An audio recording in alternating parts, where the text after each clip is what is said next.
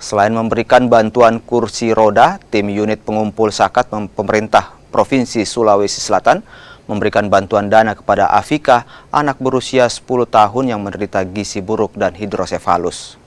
Afika diketahui menderita hidrosefalus saat berusia 5 bulan dan telah dilakukan pemeriksaan di rumah sakit.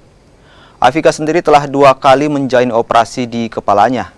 Sementara itu, Anzi, ibu dari Afika, saat ini tinggal bersama kerabatnya lantaran telah lama tak berkomunikasi dengan suaminya. Dibawa dia. Terus kita tidak tahu memang ini nggak tahu juga umur 5 bulan baru mulai kentara. Iya, kentara. Tiba-tiba jadi besar. Besar. Kita tidak tahu bilang anak kena sampai mana. Tidak. Terus dari mana kita tahu kalau anak?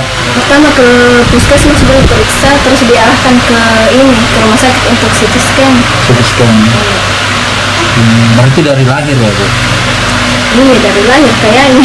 Cuma baru kentara waktu 5 bulan. Tadi kami kasih bantuan uang tunai untuk beli keperluan bayi, terus kasih kursi roda. Itu informasi bahwa ada salah pengetesan tinggi dari kami dapat kabar dari pihak rumah sakit Wahidin kalau ada pasien yang betul-betul membutuhkan. Jadi kami turun asesmen di rumah sakit dan alhamdulillah kami bisa berikan bantuan berupa kursi roda buat pasien.